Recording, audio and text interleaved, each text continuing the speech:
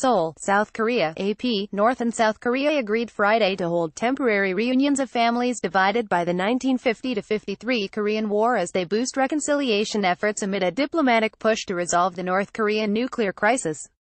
The reunions will take place at North Korea's Diamond Mountain Resort from August 20 to 26, Seoul's Unification Ministry said after a 9-hour meeting between Red Cross officials from the two sides. It said the countries will each send 100 participants to the reunions. People with mobility problems will be allowed to bring a relative to help them. Such temporary reunions are highly emotional as most wishing to take part are elderly people who are eager to see their loved ones before they die. The families were driven apart during the turmoil of the war.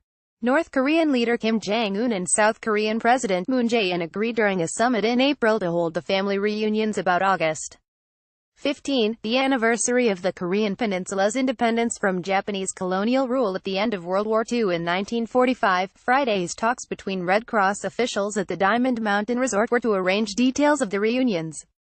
Kim and Moon met again in May. Their two summits have opened various channels of peace talks between the countries. The rivals recently agreed to restore cross-border military hotline communication channels and field joint teams in some events at the upcoming Asian Games in Indonesia. If we sternly separate ourselves from the unfortunate past and acquire a strong mindset for the new times, humanitarian cooperation between the North and South will flourish, North Korea delegate Park Young-il said at the start of the meeting.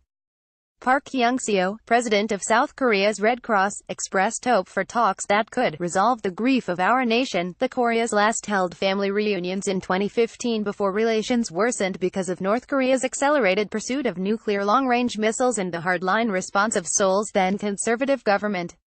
Since the end of the Korean War, both Koreas have banned ordinary citizens from visiting relatives on the other side of the border or contacting them without permission. Nearly 20,000 Koreans have participated in 20 rounds of face-to-face temporary reunions held between the countries since 2000. Aside from setting up a new round of reunions, South Korean officials also proposed a survey to confirm surviving members of war-separated families in North Korea and the possibility of hometown visits, but couldn't reach an agreement with North Korean officials, Park told reporters after the meeting.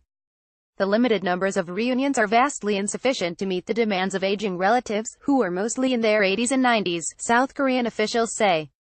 According to Seoul's Unification Ministry, more than 75,000 of the 132,000 South Koreans who have applied to attend a reunion have died. None of the past participants has had a second reunion. South Korea uses a computerized lottery to pick participants for the reunions, while North Korea is believed to choose based on loyalty to its authoritarian leadership. South Korean analysts say North Korea allows only infrequent reunions for fear of wasting what it sees as an important diplomatic bargaining chip. North Korea may also worry that its citizens will become influenced by the much more affluent South, which could loosen the government's grip on power.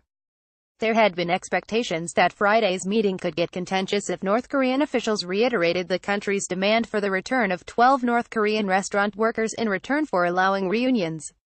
Seoul has said the 12 women, who had worked in a restaurant in China, had defected and willingly settled in South Korea in 2016 but is now reviewing the circumstances following a media report suggesting at least some were brought against their will.